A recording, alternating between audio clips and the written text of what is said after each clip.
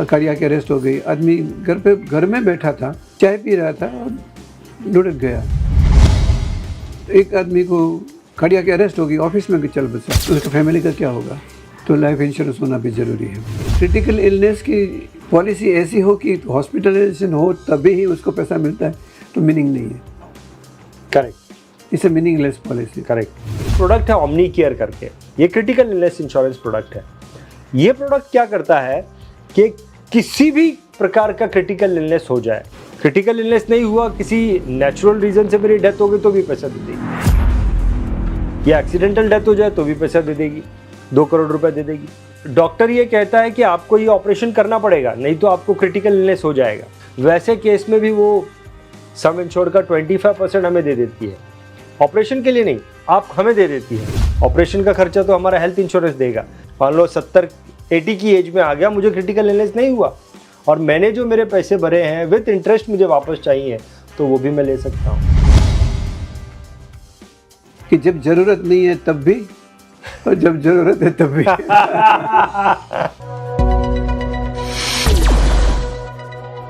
तो दोस्तों, आज के इस वीडियो में हम क्रिटिकल इलनेस से होने वाले इमोशनल और फाइनेंशियल लॉसेस के बारे में डिटेल में जानकारी लेंगे। लेकिन देखिए, एक चीज़ तो ये भी है कि डिटेल में जानकारी हमें उसी व्यक्ति से मिल सकती है जो कि उस माहौल में रहा हो, जिसने उस माहौल में अपना समय बिताया है।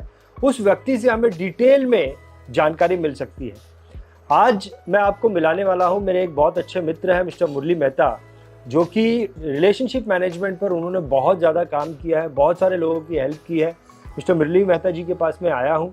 उनके कज़न ब्रदर हैं जिनको पार्किंसन नाम का एक क्रिटिकल इलनेस हो गया था और उनके साथ में वो बहुत ही क्लोजली रहे, यानी कि उनको पूरा संभालने का काम, उनके साथ में रहने का काम, पहले भी उनके साथ में बहुत क्लोजली रहते थे। जब उनको पार्किंसन हो गया तो भी उनके साथ में बहुत ही क्लोजली रहकर उन्होंने उनको संभाला है। तो वो हमें बहुत ही डिटेल में इसके बारे में जानकारी दे सकते हैं, उनसे हम मिलेंगे। और साथ ही में इस वीडियो में मैं आपको ये भी बताऊंगा कि क्रिटिकल इलनेस की वजह से जो फाइनेंशियल लॉस होते हैं, उन फाइनेंशियल लॉसेस को हम कैसे ख़त्म कर सकते हैं, वो भी हम इस वीडियो में कवर करेंगे। तो चलिए मिलते हैं मिस्टर मुरली मेहता जी से। मेहता जी, बहुत बहुत स्वागत करता हूँ आपका हमारे आज के इस वीडियो में। तो सबसे पहले मेहता जी, मैं आपसे ये जानना चाहूँगा कि आपके जो कज़न ब्रदर हैं, जब आपने उनके साथ में काफ़ी समय दिया है, उनके साथ में आप रहे हैं, ये पार्किंसन उनको जो डिजीज़ हुआ, इलनेस हुआ, तो सबसे पहले तो आप मुझे ये बताइए पार्किंसन होता क्या है? पार्किंसंस होता क्या है? मैं मेडिकल टर्म्स में तो आपको नहीं बता सकता। हाँ जी। लेकिन एक लेमैन जो समझता है वो बताता हूँ। पार्किंसंस के अंदर जो मोटर एक्टिविटीज़ है, चलना, उठना, बैठना, कपड़े पहनना, लिखना वगैरह, उसमें बाधाएं आती है, कमज़ोरी आती है और वो अच्छी तरह से नहीं कर पाते। धीरे धीरे धीरे करते वो बढ़ता जाता है और कमज़ोरियाँ बढ़ती जाती हैं। एक्चुअली लाइफ के सबसे बड़े जो प्रॉब्लम्स है उसका जवाब नेचर में है।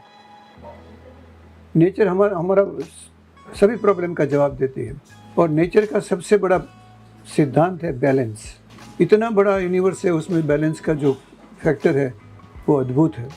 जब भी बॉडी में बैलेंस किसी तरह से डिस्टर्ब हो जाता है तो कोई ना कोई कठिनाई आती है, जिसको हम डिसीज़ कहते हैं, रोग कहते हैं। तो हमारे दिमाग में एक डोपामिन नाम का केमिकल है, उसका इम्बैलेंस हो जाता है, वो हिल जाता है, कम हो जाता है, ज़्यादा हो जाता है, तो पार्किंसन शुरू हो जाता है और वो फिर शरीर के अंगों में दिखाई देता है धीरे धीरे धीरे करते। इससे प्रोग्रेसिव डिसीज़ बढ़ता ही जाता है धीरे धीरे करते। डीजनरेटिंग डिसीज़, डीजनरेट हो जाता है बॉडी। काफ़ी मुश्किल काम है उसको संभालना। तो होता क्या है? चलने उठने में तकलीफ होती है, पेन होता है, चलने उठने में तकलीफ होती है, कपड़े पहनने में तकलीफ होती है, बटन बंद करने में तकलीफ होती है, लिखने में तकलीफ होती है, बॉडी स्टिफ हो जाता है। अच्छा। और काफ़ी कठिनाई आती है। जो एक नॉर्मल जीवन है वो नहीं रहता है। आपके ब्रदर को, कज़न ब्रदर को ये चीज़ हुआ? ये कब की बात है? काफ़ी साल हो गए, अभी तो 5-6 साल हो गए, ज़्यादा हो गए। 5-6 साल से ज़्यादा हो गए। तो आप तो उनको पहले से देखते होंगे, तो पहले उनकी जो वर्किंग लाइफ है वो कैसे थी, और फिर कैसे हो गया उनको, मीन्स आपको क्या लगता है क्या वजह हुआ रहेगा, लाइफस्टाइल कैसे थी, वर्किंग लाइफ कैसे थी, और कैसे हो गया अचानक ये डिजीज? रंजीत जी, ये अचानक नहीं होता है, वो प्रोसेस अंदर शुरू हो जाती है लेकिन हमें पता नहीं चलता है। ऐसा है कि कोई भी डिसीज़ होता है, तकलीफ़ होती है, उसकी वजह हम ही होते हैं। मैं ज़्यादा चाय पी लूँ तो एसिडिटी हो जाएगी, फैटी फूड ज़्यादा खाऊँ तो वज़न बढ़ जाएगा। कोई ना कोई प्रकार से जब भी मेरे में एक इम्बैलेंस होता है, मैं कुछ गलत काम कर रहा हूँ, गलत मतलब ज़रूरत से ज़्यादा खाता हूँ, ज़रूरत से ज़्यादा पीता हूँ। कोई इंसान बहुत ज़्यादा दारू पिएगा तो उसका लीवर ख़राब हो जाएगा। ये डिसीज़ जो है, इसमें ऐसा पता नहीं चलता है उसने कोई गलती नहीं की है। अच्छा, उसने कोई ज़्यादा दारू पी लिया इसलिए डोपामिन हिल गया, ऐसा मैं नहीं जानता। डोपामिन का इम्बैलेंस क्यों होता है वो पता नहीं मुझे, लेकिन उसकी वजह से होता है ऐसा डॉक्टर ने मुझे समझाया है। अच्छा, तो ये जो इम्बैलेंस होता है उसकी वजह से होता है, और कब शुरू हुआ था वो कहना बहुत मुश्किल है। धीरे धीरे धीरे धीरे वो बढ़ता जाता है और फिर दिखाई देता है बॉडी में, उसके हलन चलन में, उसके व्यवहार में, उसके आत्मविश्वास में, उसमें बात करने के तरीके में, हर जगह पे वो उसका मैनिफेस्टेशन होता है। एक चीज़ मेरे को समझ में नहीं आई मेहता जी कि मतलब एक व्यक्ति होता है जो कुछ गलत खाता है, कुछ गलत पीता है, शराब ज़्यादा पीता है या सिगरेट पीता है या जंक फूड बहुत ज़्यादा खाता है, ऐसा कुछ नहीं किया था इन्होंने? किया होगा तो मुझे पता नहीं है, लेकिन स्मोकिंग नहीं करते थे। अच्छा, तम्बाकू नहीं खाते थे किसी भी प्रकार से, जंक फूड की उनकी आदत नहीं थी। अच्छा, नहीं, बिल्कुल नहीं, शराब को छूते नहीं है। अच्छा। अभी कहाँ हाथ रखूँ मैं, हाँ, कहाँ आपको क्या बताऊँ किस वजह से हुआ है। No, it's not possible. कुछ डिसीज़ ऐसे हैं तो हमारे कंट्रोल में नहीं है। नहीं तो फिर जब उनको ये पार्किंसन हो गया उसके बाद में उनका जो वर्किंग जो लाइफ चल रही थी, आपने उसमें क्या फ़र्क देखा कि उनके काम करने में कुछ कमी आ गई जिसके वजह से उनकी इनकम पे इम्पैक्ट हुआ हो? गहरा सवाल है ये। वो एक बहुत नॉर्मल लाइफ जी रहे थे, भागा दौड़ी करते थे, उत्साह थे, दौड़ना, भागना, खूब बहुत मेहनत करना, पैसा कमाने के लिए और कुछ करने के लिए भी बहुत मेहनत करना। लेकिन ये होने के बाद उनकी स्पीड कम हो गई। अच्छा, मैंने देखा है उनको कपड़ा पहनने में बहुत देर लगता है, वो फटाक से 15-20 मिनट में तैयार हो जाते हैं, अभी आधा पौना घंटा हो जाता है। उनकी लाइफस्टाइल पे बहुत भारी प्रभाव पड़ा। ऐसा समझो कि एक मैराथन रेस चल रही है, आगे सब दौड़ रहे हैं, वो पीछे हैं और वो पीछे होने का दर्द का अनुभव भी कर रहे हैं। सबसे आखिर में है शायद मैराथन रेस में। ये दुनिया की जो मैराथन रेस में है उसमें जो पार्किंसंस वाले लोग हैं वो बहुत पिछड़ जाते हैं। धीरे धीरे धीरे वो डिस्टेंस भी बढ़ता जाता है और एक दर्द का अनुभव करते हैं। तो आपको क्या लगता है मेहता जी, पिछले 4-5 साल में क्या उनकी इनकम पे 50% इम्पैक्ट पड़ा है? 50% से कम हो गई उनकी इनकम? बिल्कुल, उनका शरीर के ऊपर जो प्रभाव पड़ता है वो स्लो हो जाते हैं, इसलिए काम कम हो जाता है। उनको व्यापार करना है तो दुकान पे जाना पड़ेगा, ऑफिस में जाना पड़ेगा, लोगों को मिलने को जाना पड़ेगा, वो कम हो जाता है और इनकम डेफिनेटली कम हो जाती है, डेफिनेटली काफ़ी कम हो जाती है। और वो धीरे धीरे धीरे कम ही हो जाती क्योंकि उसका शरीर सहकार नहीं देता है। करेक्ट। शरीर सहकार नहीं देता है, इसलिए उसका आत्मविश्वास सहकार नहीं देता है। आत्मविश्वास सहकार नहीं देता है, इसलिए वो लोगों से बात अच्छी तरह से नहीं कर पाते। सो एक तो है मेहता जी, आजकल हर किसी का हेल्थ इंश्योरेंस तो होता है, तो हेल्थ इंश्योरेंस आपने क्या देखा कि हेल्थ इंश्योरेंस में अगर आदमी हॉस्पिटल में एडमिट होता है तो हॉस्पिटलाइजेशन का खर्चा सारा कवर हो जाता है। आपको क्या लगता है कि आपने जो चीज़ें देखी हैं आपके कज़न ब्रदर के साथ में होती हुई, हॉस्पिटलाइजेशन के अलावा because of this Parkinson illness कौन से अलग खर्चे आपको उनके बढ़ते दिखाई दिए? एक तो दवाई का खर्चा मैंने बढ़ता हुआ देखा। वो दो धारी तलवार जैसी बात थी, एक तरफ से खर्चा बढ़ता जाता है, दूसरी तरफ से इनकम कम हो जाती है, तो दोनों तरफ से नुकसान होता है। जैसे वो एक लिम्ब कट जाता है तो उसके लिए इंश्योरेंस होता है, या कोई नौकरी थोड़े दिन महीने गंवा देता है तो उसके लिए इंश्योरेंस होता है। ऐसा कुछ इंश्योरेंस इधर होना ज़रूरी है, जिसकी वजह से उसकी इनकम जो कम होती जाती है उसको संभालने के लिए कुछ होना चाहिए, उसको कवर करने के लिए कुछ होना चाहिए। दवाई का खर्चा बढ़ता है, धीरे धीरे सपोर्ट देने के लिए आदमी रखना पड़ता है, तो उसका पगार भी जाएगा। नहीं तो आपको क्या लगता है कौन से ऐसे खर्चे हैं जहाँ पर हेल्थ इंश्योरेंस जो है उसको सपोर्ट नहीं करता है? हेल्थ इंश्योरेंस उसके पगार जो आदमी के रखते हैं उसके पगार को सपोर्ट नहीं करता। उनकी इनकम जो कम हो जाती है उसको सपोर्ट नहीं करता। हॉस्पिटलाइजेशन नहीं होता है तो उसको सपोर्ट नहीं करता है। वो कोई खर्चा मैंने देखा नहीं कि मेरे कज़िन के लिए कोई भी खर्चा तो इंश्योरेंस ने कवर किया। हॉस्पिटलाइजेशन तो इसमें से होने का सवाल ही नहीं है। एक थोड़ा टेक्निकल क्वेश्चन पूछता हूँ मैं जी। एक तो है कि मेरी इनकम 50% से कम हो गई, हाँ यार, और दूसरी तरफ से मैं ये देखता हूँ कि मेरे जो खर्चे हैं वो बढ़ गए, मेरे को आदमी रखना पड़ा। आपको क्या लगता है कि जो खर्चे बढ़े हैं और जो इनकम कम हुई है वो उनका प्रोपोर्शनेट क्या होगा? क्या मेरी इनकम कम हुई उतने ही मेरे खर्चे बढ़े हैं, या मेरे खर्चे बहुत ज़्यादा बढ़ गए हैं, या थोड़े कम बढ़े हैं? आपको क्या लगता है प्रोपोर्शन क्या हो सकता है? जो मैंने देखा है इसके हिसाब से इनकम बहुत कम हो जाती है। इनकम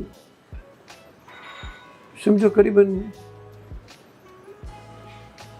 30% 40% हो जाती है, और इससे भी ज़्यादा धीरे धीरे बढ़ते जाते हैं। खर्चे इतने नहीं बढ़ते हैं, इनकम का लॉस बहुत बड़ा है। इनकम का लॉस बहुत बड़ा है, इनकम बहुत कम हो जाती है, खर्चे बढ़ते हैं, बहुत ज़्यादा नहीं बढ़ते। आप बोल रहे हैं, समझो उदाहरण के तौर पे 4 लाख रुपया महीने का कमा लेता है इंसान, 5 लाख कमा लेता है, तो खर्चे उदाहरण के तौर पे कह रहा हूँ 60-70 हज़ार के बढ़ते हैं महीने के 60-70 हज़ार। चलो एक चीज़ और पूछना चाहता हूँ, ये भी थोड़ा टेक्निकल क्वेश्चन है, बिकॉज आप फैमिली मेम्बर रहे हैं उनके अपने भी घर के फैमिली मेम्बर होंगे, न्यूक्लियर फैमिली के। तो इस प्रकार का जब कोई डिजीज हो जाता है तो चिंता का विषय हो जाता है। देखिए आप कजन ब्रदर है लेकिन आपका इन्वॉल्वमेंट इतना रहा, घर के फैमिली मेम्बर में चिंता में आ जाते हैं, शुरू में तो चिंता आ ही जाती है। आपने क्या गौर किया कि फैमिली मेम्बर्स की चिंता कितनी बढ़ जाती है? क्या उनके भी वर्क लाइफ पर इसका इम्पैक्ट पड़ता है? क्या उनकी भी इनकम पर इसका इम्पैक्ट पड़ता है? उसके बारे में थोड़ी जानकारी दीजिए। ऐसा है कि ट्रेन में आप सफ़र कर रहे हो और आपके साथ कोई और मुसाफिर भी बैठे हुए हैं, किसी को चक्कर आया, गिर गया, या किसी को उल्टी हो गई, या किसी को बुखार हो गया है, तो आप भी डिस्टर्ब हो जाते हैं। हालांकि वो तो एक को पैसेंजर है, फिर भी आप डिस्टर्ब हो जाते हैं। ये तो पूरा फैमिली है। रात की नींद उड़ जाती है, बहुत डिस्टर्ब हो जाते हैं। काम पे जाते हैं तो उसके विचार आते हैं, उसके बारे में विचार आते हैं, चिंता रहती है, काफ़ी नेगेटिव थॉट्स भी आते हैं। It does disturb everyone in the family, everyone. और आप देखते रहते हो, चल नहीं पाते हैं, उठ नहीं पाते हैं, उनको सोफा पर से खड़ा होने में भी तकलीफ होती है।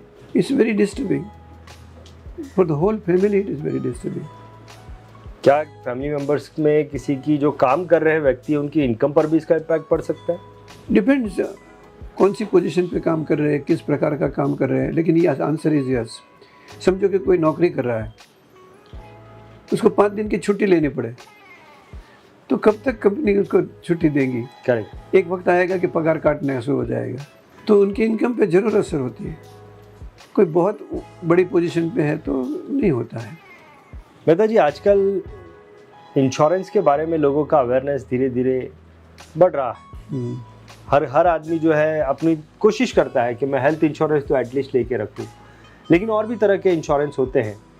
अभी जहाँ तक देखा जाए तो हॉस्पिटलाइजेशन के अलावा जो खर्चे होते हैं, जैसे आपने बोला कि कोई संभालने के लिए आदमी चाहिए, वो खर्चा तो हेल्थ इंश्योरेंस देता नहीं है। अब जैसे हेल्थ इंश्योरेंस है, लाइफ इंश्योरेंस है, पर्सनल एक्सीडेंट इंश्योरेंस है, क्रिटिकल इलनेस इंश्योरेंस, ये सबके इस्तेमाल जो है अलग अलग है। क्या आप इनके बारे में जानते हैं? और अगर जानते हैं तो आपको क्या लगता है कि कौन कौन से इंश्योरेंस होने चाहिए एक व्यक्ति के पास?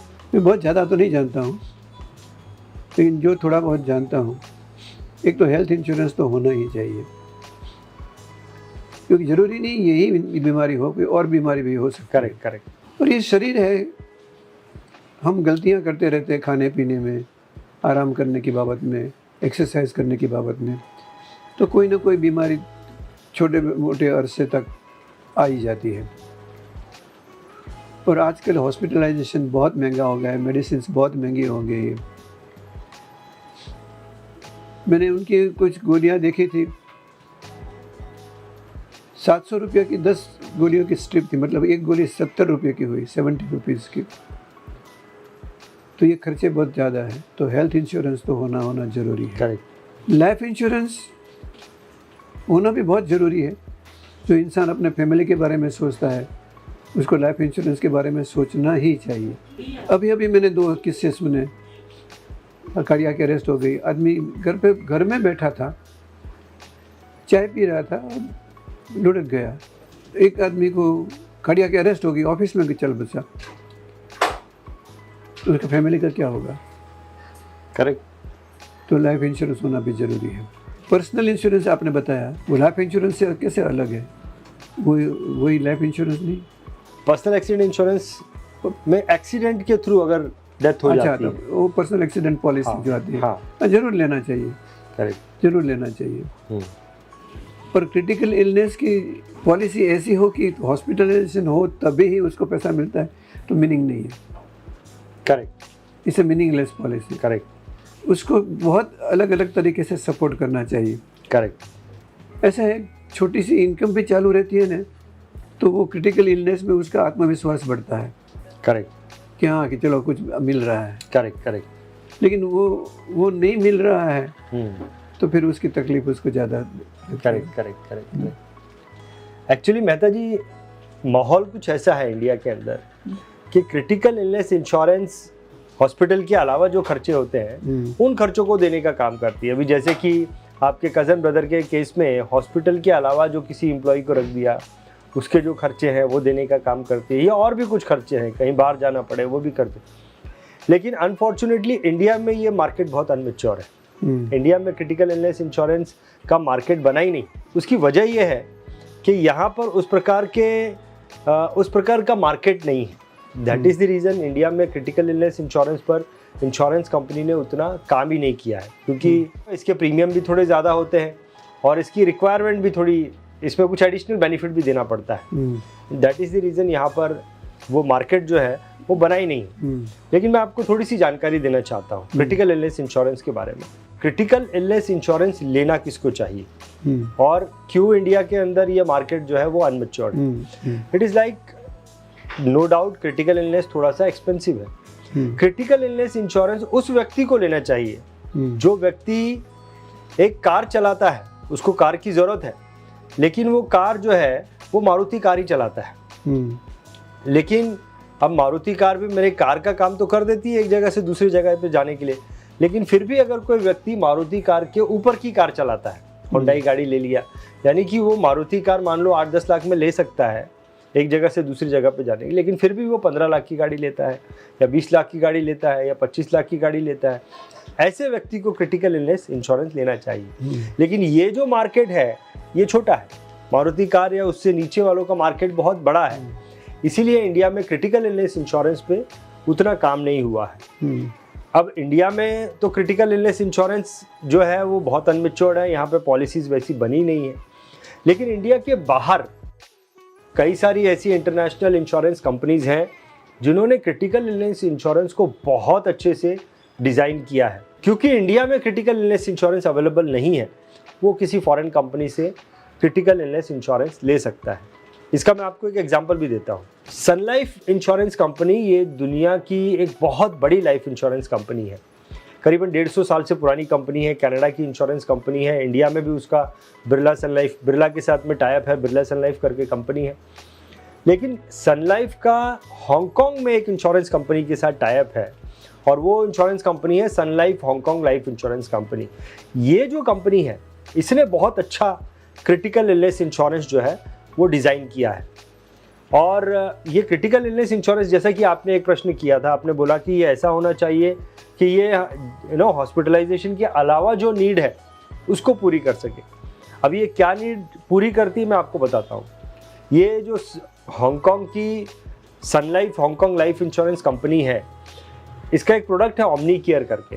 ये क्रिटिकल इलनेस इंश्योरेंस प्रोडक्ट है।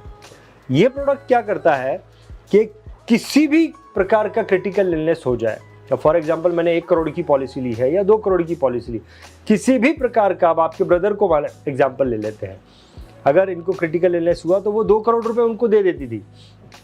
अब वो 2 करोड़ रुपए वो एफडी में रखे या वो 2 करोड़ रुपए लेके अमेरिका जाके अपना घूमे फिरे, इससे उनको कोई लेना देना नहीं है। उनका हेल्थ इंश्योरेंस जो खर्चे करता है वो तो करेगा ही करेगा, लेकिन वो 2 करोड़ से वो अपना एम्प्लॉय का खर्चा देवे या उसको एफडी में रख के उसके इंटरेस्ट से खर्चा करे, वो इस प्रकार से उसको पैसा देती। तो क्रिटिकल इलनेस कुछ भी हो जाए पैसा दे देगी। क्रिटिकल इलनेस नहीं हुआ, किसी नेचुरल रीजन से मेरी डेथ हो गई तो भी पैसा दे देगी, क्योंकि पैसा तो भरा है। या एक्सीडेंटल डेथ हो जाए तो भी पैसा दे देगी, 2 करोड़ रुपए दे देगी। एक ऐसी अवस्था होती है मेहता साहब कि डॉक्टर ये कहता है कि आपको ये ऑपरेशन करना पड़ेगा, नहीं तो आपको क्रिटिकल इलनेस हो जाएगा। अब ऑपरेशन करना पड़ेगा, अगर नहीं किया तो क्रिटिकल इलनेस हो जाएगा। वैसे केस में भी वो सम इंश्योर्ड का 25% हमें दे देती है, ऑपरेशन के लिए नहीं, आप हमें दे देती है। ऑपरेशन का खर्चा तो हमारा हेल्थ इंश्योरेंस देगा, लेकिन वो पैसा हमारे काम आएगा, किसी और पर्पज से काम आएगा। फॉर एग्जांपल कोई आदमी रख लिया मुझे संभालने के लिए, तो वैसी अवस्था में भी पैसा देती है। आपके मन में कोई प्रश्न आ रहा है? प्रश्न है मेरे ख्याल से, एंट्री के लिए एक एज लिमिट होगी। एंट्री के लिए एज लिमिट है कि आपको 65 की 55 के बाद में उसका एंट्री बैरियर जो है वो दरवाजा बंद होने लगता है। हाँ, या तो ये यहाँ भी काम कर सकते हैं। अगर समझो कि एक इंश्योरेंस प्रीमियम थोड़ा बढ़ा के चार्ज कर ले, और इंसान को ऐसा लगता है कि मुझे क्रिटिकल इलनेस होने की संभावना है या हो गई है और कुछ इनकम मिल रही है, तो उससे भी तबीयत अच्छी होती है। करेक्ट। उसको एक अच्छा एहसास होता है, अच्छा लगता है। करेक्ट। ज़्यादा ले। और समझो कि एक ये जो सेक्शन है 10% 20%, उसमें थोड़ा कंपनी ने नुकसान भी कर लिया, तो company should accept that, because वो कम लोग हैं।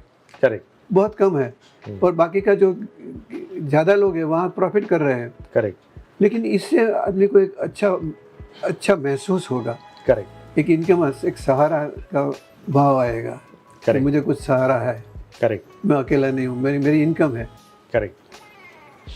इनकम है ना, वो एक आत्मविश्वास देती है। एब्सोल्युटली। उसको अच्छा लगता है। करेक्ट। इसके बारे में सोच सकते हैं। हाँ, ये ऑप्शन जैसा मैंने बोला, दरवाज़ा पूरा बंद नहीं हो जाता, दरवाज़ा थोड़ा थोड़ा बंद होने लगता है। तो ये जो दरवाज़ा थोड़ा थोड़ा बंद हुआ है, वहाँ पर 55 के ऊपर वाला इंसान या जिसे ऐसा लगता है कि मुझे ये होने की संभावना है, वो वहाँ पे अपने पेपर सबमिट कर सकता है। 55 की एज पे कभी मैनिफेस्ट भी नहीं होता है। वो मैनिफेस्ट होने में बहुत देर लगती है। करेक्ट। जितनी उम्र बढ़ती है उसके बाद वो मैनिफेस्ट होता है। करेक्ट। मेरे कजिन के किस्से में समझो कि 70 के बाद मैनिफेस्ट हुआ। करेक्ट। तो वो 55 को क्यों पूछेगा क्रिटिकल इलनेस के बारे में? करेक्ट। करेक्ट। करेक्ट। इसमें रोल आ जाता है फाइनेंशियल एडवाइजर्स का, इंश्योरेंस एडवाइजर्स का। जो आपने बात बोली कि भाई क्रिटिकल इलनेस को मैनिफेस्ट होने में 70 ईयर्स लगता है और 55 के बाद इसका दरवाज़ा बंद होने वाला है, आप ले लीजिए अब, क्योंकि ये इंश्योरेंस आपको 100 साल की उम्र तक काम करेगा। तो ये रोल जो है मोटिवेट करने का कि भाई आप 55 की एज से पहले इंश्योरेंस ले लीजिए, क्योंकि ये इंश्योरेंस आपको 100 साल की उम्र तक काम करेगा। 70 की एज में हो जाए, 80 की एज में हो जाए, 90 के, आपको ये पूरा पैसा देने का काम करेगा। जी, ऐसा है कि समझो कि मैंने ट्रेन मिस कर दी, तो गाड़ी तो खड़ी होनी चाहिए कि वो मुझे दूसरे स्टेशन पे ले जाए। करेक्ट। करेक्ट। करेक्ट। करेक्ट। कुछ तो ऑल्टरनेटिव होना चाहिए। करेक्ट। हो गया, नहीं जो मिस होना चाहिए, लेट नहीं आना चाहिए, मानता हूँ, लेकिन कुछ ऑल्टरनेटिव होना जरूरी है। Correct. Correct. Correct. At a cost. Correct. Correct. ये एक चीज़ है इंश्योरेंस में कि अगर आपने, इंश्योरेंस ऐसा कहता है कि जब आपको इंश्योरेंस की ज़रूरत होती है तब आपको इंश्योरेंस कंपनी इंश्योरेंस नहीं देगी, लेकिन जब आपको नहीं है तब हम आपको देने के लिए तैयार हैं। ये एक इंश्योरेंस का एक प्रिंसिपल है। लेकिन मेरा अट्रैक्शन प्रिंसिप वो इंश्योरेंस के ऊपर जब भी मुझे ज़रूरत नहीं है तो ये बहुत कम रहता है। करेक्ट। ज़रूरत नहीं है तो इसकी ज़रूरत मैं महसूस नहीं करता हूँ। करेक्ट। और जब भी आप ज़रूरत है तो ज़्यादा फीस लेके भी करेंगे तो अच्छा लगता है। अच्छा लगता है कि ये कंपनी है मेरे साथ खड़ी है। करेक्ट। ये पॉलिसी मेरे साथ खड़ी है, मैं अकेला नहीं हूँ। करेक्ट। ऐसा महसूस होता है। करेक्ट। नहीं, नो डाउट अबाउट इट, आपकी बात आप जो कह रहे हैं वो सही, ऐसा हम महसूस तो करते हैं। ऐसा हम महसूस तो करते हैं, लेकिन आपकी बात सही है। लेकिन ये इंश्योरेंस का प्रिंसिपल जो है फ़िलहाल तो इस प्रकार से काम करता है। लेकिन मैं हमारे दर्शकों को ये भी बताना चाहूँगा कि ये जो क्रिटिकल इलनेस इंश्योरेंस के बारे में मैंने बात की है मेहता जी, ओमनी केयर ये जो प्रोडक्ट है ये इंडिया में अवेलेबल नहीं है। ये अवेलेबल है Sun Life Hong Kong insurance company के द्वारा। और ये इंश्योरेंस जो है वो हर तरीके से काम करता है, फिर चाहे वो किसी भी प्रकार का क्रिटिकल इलनेस हो, क्रिटिकल इलनेस का इलाज करने के लिए भी कोई ऑपरेशन है उसमें भी मदद करता है, एक्सीडेंटल डेथ में भी काम करता है, नेचुरल डेथ में भी काम करता है। और मुझे ज़िंदगी में कभी क्रिटिकल इलनेस नहीं हुआ, मान लो 70-80 की एज में आ गया, मुझे क्रिटिकल इलनेस नहीं हुआ और मैंने जो मेरे पैसे भरे हैं विद इंटरेस्ट मुझे वापस चाहिए तो वो भी मैं ले सकता हूँ। तो हर प्रकार से मेरे पैसे जो है वो मुझे 100% गारंटीड मिलने ही मिलने हैं, चाहे क्रिटिकल इलनेस हो गया तो भी मिलेंगे, नहीं हुआ तो भी मिलेंगे, और भी कोई नेचुरल डिजास्टर हो गया तो भी देता है। LIC का एक सेंटेंस कैची सेंटेंस है, जिंदगी के साथ भी और जिंदगी के बाद भी। हाँ जी। तो ये जो है क्रिटिकल इलनेस, उसका भी एक सेंटेंस ऐसा बनाना चाहिए हमें। हाँ, कि जब ज़रूरत नहीं है तब भी और जब ज़रूरत है तब भी। Correct correct correct correct. So मैं एक्चुअली मेहता जी अब सिर्फ कुछ और चीज़ें ये बताना चाहता हूँ कि अगर कोई व्यक्ति इस प्रकार का क्रिटिकल इलनेस इंश्योरेंस लेना चाहता है तो उसके पास में दो तरीके हैं। या तो वो हांगकांग चले जाए और सन लाइफ हांगकांग इंश्योरेंस से वहाँ पे जाके इंश्योरेंस ले ले, या तो दूसरा ऑप्शन ये है कि दुबई में कई सारी बड़ी बड़ी ब्रोकिंग कंपनी, उनके साथ में ये वर्ल्ड की काफ़ी सारी इंश्योरेंस कंपनी जो है रजिस्टर्ड है दुबई में। और दुबई में एक बहुत बड़ी ब्रोकिंग कंपनी है जिसका नाम है continental insurance company. Continental insurance company के कई सारे एडवाइज़र हैं जिनके द्वारा अगर कोई व्यक्ति इंडिया में भी इंश्योरेंस लेना चाहता है तो ले सकता है, और उनके कई सारे एडवाइज़र इंडिया में भी हैं। अच्छा। और अगर कोई व्यक्ति ये चाहता है कि भाई मुझे इस प्रकार के क्रिटिकल इलनेस इंश्योरेंस के बारे में जानकारी चाहिए, तो इस वीडियो के डिस्क्रिप्शन में हमने एक लिंक रखी है जिस पर आप क्लिक करेंगे तो आपको पता चलेगा कि कौन कौन से एडवाइज़र हैं कॉन्टिनेंटल इंश्योरेंस ब्रोकिंग कंपनी के। कॉन्टिनेंटल इंश्योरेंस ब्रोकिंग कंपनी भी 28 साल पुरानी कंपनी है दुबई में। Very good. और वर्ल्ड के कई सारी बड़ी बड़ी इंश्योरेंस कंपनी उनके साथ में रजिस्टर्ड है। अगर कोई व्यक्ति कॉन्टिनेंटल इंश्योरेंस ब्रोकिंग कंपनी के एडवाइज़र्स के द्वारा इंश्योरेंस लेना चाहता है और इंडिया के किसी एडवाइज़र से लेना चाहता है, तो जो मैंने आपको बताया कि डिस्क्रिप्शन में एक लिंक है, उस लिंक पर क्लिक कर आपको डिटेल पता चल जाएगी कि कौन कौन से रजिस्टर्ड एडवाइज़र कॉन्टिनेंटल के साथ में हैं जिनसे आप बातचीत कर सकते हैं इस प्रोडक्ट को डिटेल में समझने के लिए। लेकिन हो सकता है मेहता जी कि कई सारे इंश्योरेंस एडवाइज़र हमें देख रहे हो, फाइनेंशियल एडवाइज़र हमें देख रहे हो, और उनके मन में ऐसी इच्छा है कि वो भी जो है ना इस प्रकार का प्रोडक्ट रखना चाहते हैं। उनके कई सारे NRI कस्टमर होंगे जो डॉलर बेस्ड इंश्योरेंस लेना चाहते हैं, या कोई सुपर HNI होंगे जो, जैसा कि मैंने बताया कि मारुति कार के ऊपर जो व्यक्ति है वो व्यक्ति क्रिटिकल इलनेस इंश्योरेंस बाय कर सकता है। और ऐसे कोई आपके पास कस्टमर हैं और आप चाहते हैं कि मुझे भी रजिस्टर होना है कॉन्टिनेंटल के साथ, तो उसके लिए भी हमने डिस्क्रिप्शन में एक लिंक रखी है। उस लिंक में एक गूगल फॉर्म है, गूगल फॉर्म के द्वारा आप अपने डिटेल हमें भेजिए, आपके डिटेल हम कॉन्टिनेंटल के पास भेजेंगे और वो वेरीफाई करेंगे कि क्या आप उनके रजिस्टर्ड एडवाइज़र बन सकते हैं कि नहीं। सो या मेहता जी, मेरे कज़िन की उम्र करीबन एग्जैक्टली मुझे पता नहीं है लेकिन 74 होगी, तो उसको मिल सकता है? अनफॉर्चुनेटली मेहता जी 74 एज के व्यक्ति को ये इंश्योरेंस नहीं मिल सकता है। जैसे कि मैंने बताया कि अभी 55 होना चाहिए। हाँ, 55 के नीचे होना चाहिए। और इसमें कई सारी चीज़ें देखी जाती हैं। इसमें इंश्योरेंस जो है वो आपकी इनकम पे देखा जाता है, नंबर 2 आपकी हेल्थ पे देखा जाता है, और नंबर 3 आपकी एज पे देखा जाता है। ये 3 फैक्टर जो है ये अंडरराइटर के पास जाते हैं, अंडरराइटर उसको स्टडी करता है, एनालाइज करता है, और उस हिसाब से वो इंश्योरेंस देने का काम करता है। आपके ब्रदर को क्यों नहीं मिल सकता है? बिकॉज ऑलरेडी उनको क्रिटिकल इलनेस हो चुका है। ये एक मैसेज भी है हमारे दर्शकों को कि वो पहले से ही ले लें, वो पहले से ही ले लें। और उनकी एज भी हो चुकी है, क्रिटिकल इलनेस भी हो चुका है, और उनकी इनकम पर भी इम्पैक्ट आपने बोला है कि पड़ चुका है, आई डोंट नो।